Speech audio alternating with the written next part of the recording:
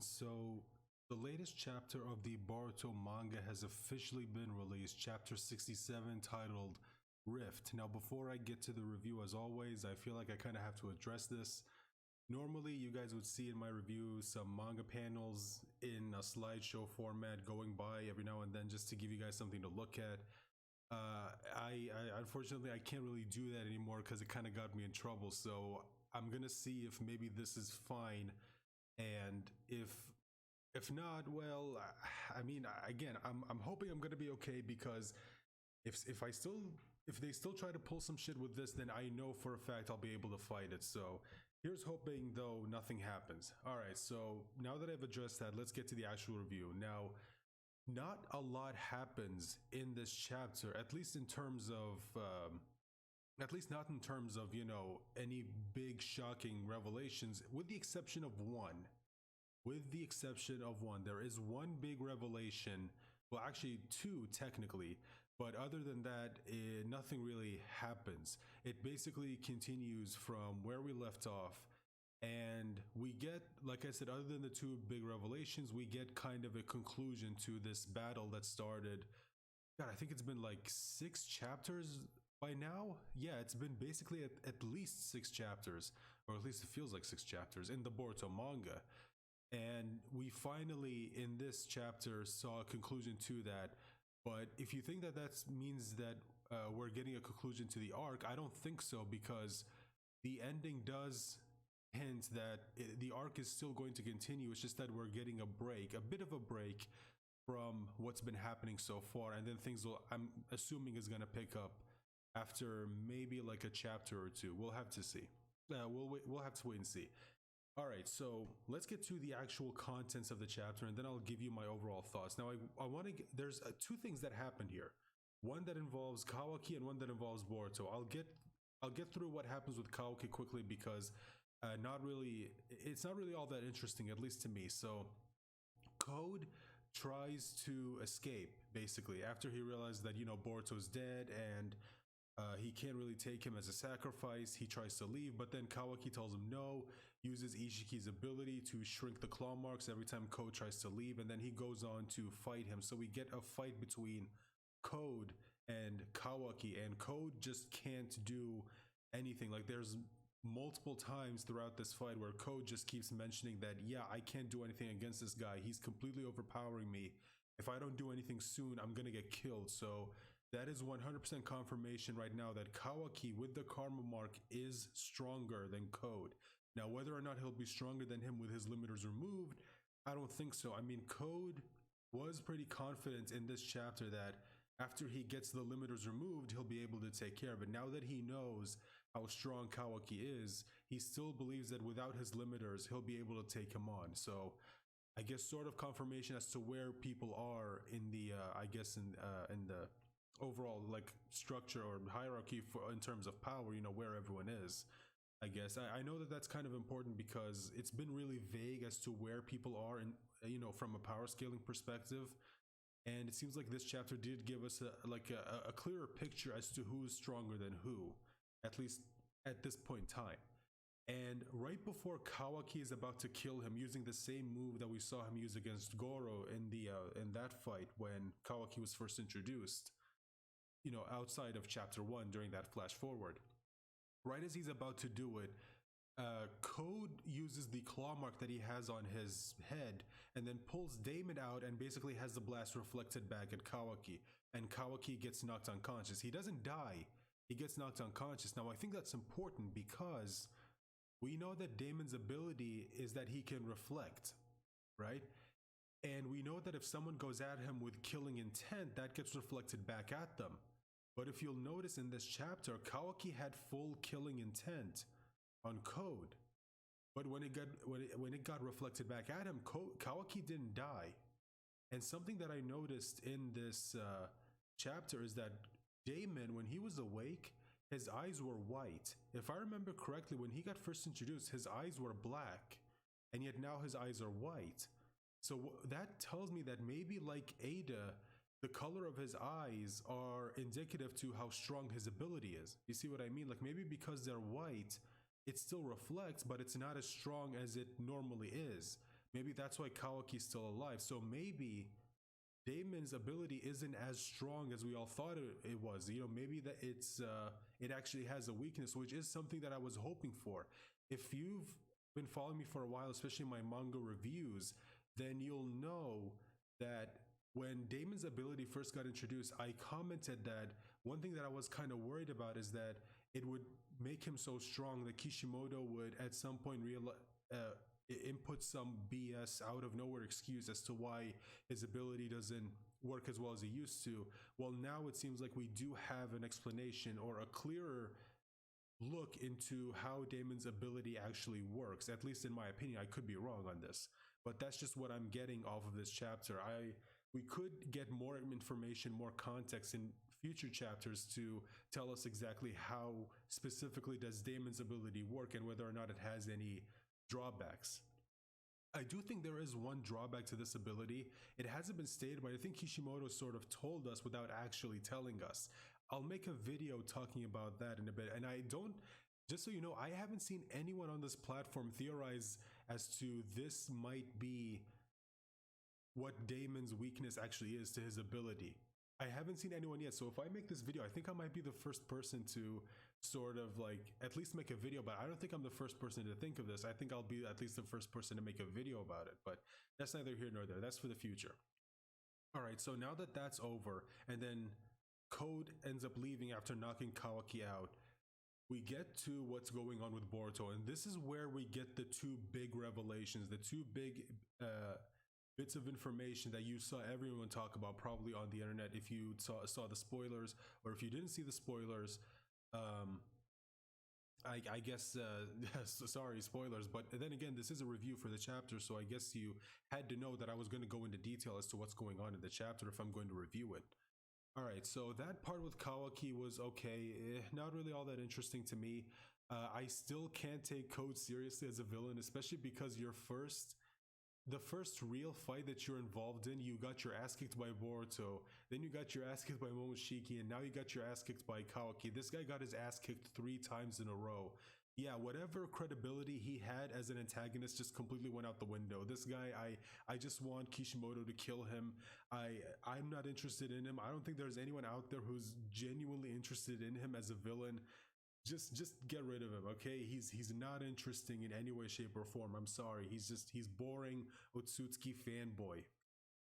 All right, let's go on to Boruto. Let's talk about him. So as we saw from the previous chapter, Kawaki ran through him using his transformed ninja tech arm and just blew a hole through his chest, and now he's just laying on the ground dying. And here we see Naruto's reaction, which is what I was hoping we would get. Naruto's just in a complete state of shock. He can't believe what the hell's going on. He isn't even paying attention to what's going on in the background where Kawaki and Code are fighting. Shikamaru's there trying to tell him to, you know, get a hold of yourself. We need to go help Kawaki, because if we do, then Code won't be able to get away. And Shikamaru is technically correct, but at the same time, it's like, dude, the guy just saw his own kid die. Could you just give him a second? And Shikamaru is just screaming at him, just not letting it go whatsoever. And then Boruto wakes up. Now, we all knew Boruto wasn't gonna die. We all knew that. We all knew he wasn't gonna stay dead because, you know, he's in the flash forward, the time skip. So we all knew he was gonna come back. We were just wondering how it was going to happen. The thing that did disappoint me is that it happened literally in the next chapter. Like, I was kind of hoping that maybe this was going to last a few chapters. I guess that's the one thing that's kind of disappointing to me. Not that Boruto's still alive, even though... No, I'm kidding. Relax, I'm joking. I was kind of hoping that maybe it was going to stay for like a couple of chapters and we would get other characters' reactions to it. Like, I wanted to see how Sarada would react to this. I wanted to see Mitsuki's reaction to it. I wanted to see Shikadai's reaction to it. Inojin, Chocho, all of his classmates, I wanted to see their reaction to this. You know, their classmate, one of their really close friends, is either dead or just on death's door. I kind of wanted to see their reaction to it. I know a lot of people, I've seen some people on this platform sort of, you know, theorize that, maybe this could be what awakens Sarada's Mangekyo Sharingan, you know, seeing her friend dead. Yeah, that's pretty much been thrown out the window, so I guess we'll have to find I guess Kishimoto's finding another way to have that happen, if he even has that plan at all. I don't know if he, I don't know if he did. Maybe he just isn't going to do the whole Mangekyo Sharingan thing. I think he already did that a lot in the Naruto manga, so maybe he's sort of trying to move away from that.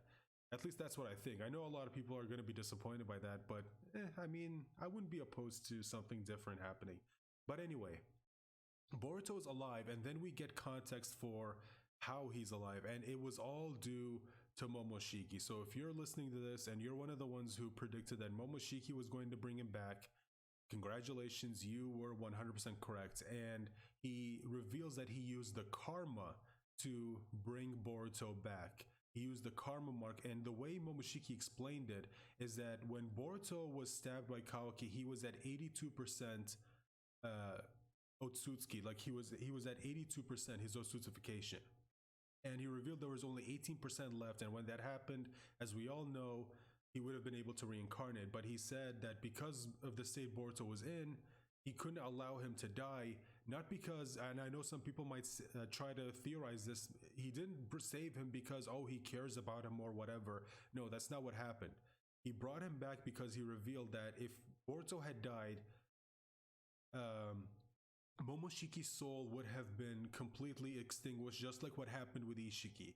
And as long as Boruto's alive, then Momoshiki has a link to the living world, and that's literally it. That's literally the only reason why he did it, is so his soul doesn't just disappear and probably move on to the Pure Land like everyone else who dies. Well, except for, I guess, Indra and Ashura, because they somehow found out a way to like reincarnate themselves, which I still have no idea how they were able to figure that out, but that's whatever. Anyway, yeah, so that's how Boruto was alive, or that's how Boruto is alive. Momoshiki used the karma mark to heal his wounds, but he also revealed that what he did specifically was take the remaining 18% and convert it into Boruto's data, and he used it to regrow his lost organs and damaged tissue, basically reconstructed everything that he lost, and now Boruto is basically whole again. He's complete. There's no injury, almost as if it never happened. Now, before anyone says anything, Momoshiki does confirm that he won't be able to do this again. He even says it specifically. If you die next time, it'll be permanent. There's no resurrections this time.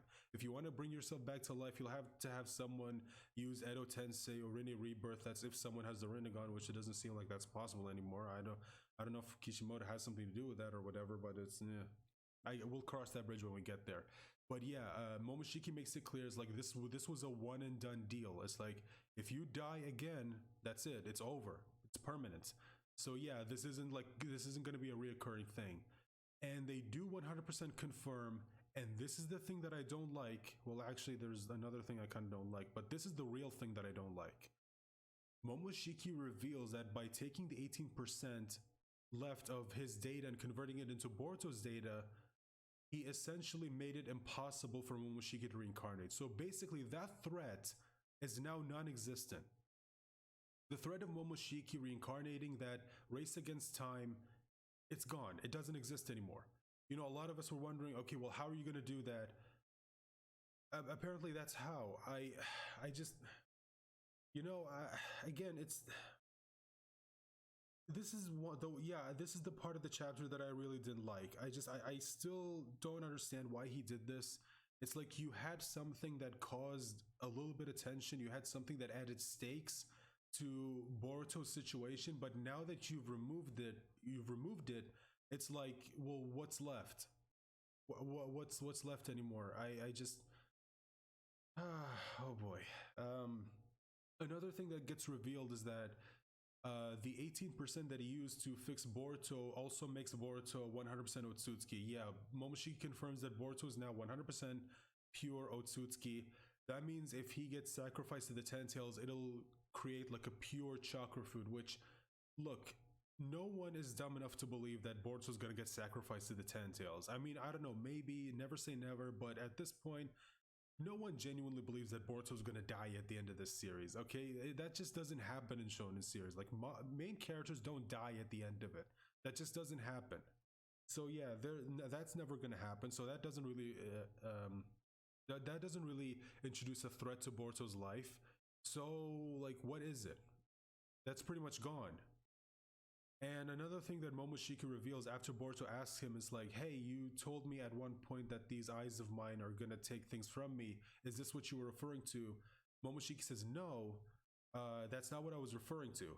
And he says however, it is going to happen soon. Like he revealed that it's going to happen soon to you. So I'm guessing maybe next chapter, like, or maybe in the next chapter or the chapter after that, I'm guessing we probably won't have to wait long. Like, I don't think Kishimoto would have had that line in there if he didn't plan on showing it either in the next chapter or maybe in the chapter after that. That's what I'm predicting.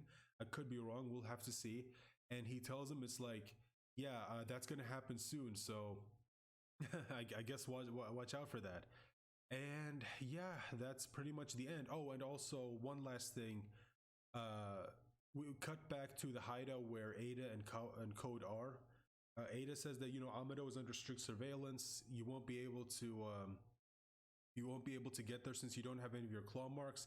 And Code says, don't worry, I took measurements. Or no, not measurements. He took measures. So, like, he has a backup plan just in case, which I don't know what that is. Maybe he left a claw mark on Shikamaru. I don't think that's the case. I think a lot of people, you know, may have forgotten, but he did leave a claw mark on Boruto. He did leave one there, so technically he could use that to get into the village. Technically. Anyway, guys, those are my thoughts about the chapter. Overall, it was an okay chapter, except for, like I said, the revelation that Momoshiki's reincarnation is officially off the table. I don't like that. Like that introduced a certain level of tension into your story, and you just chose to get rid of it, and you went about it in honestly kind of a lame way. Like, you couldn't have thought of any other way. It's like you had something really interesting and you just decided, nah, I'm just gonna get rid of it. But other than that, the chapter was okay. It was there was nothing wrong with it.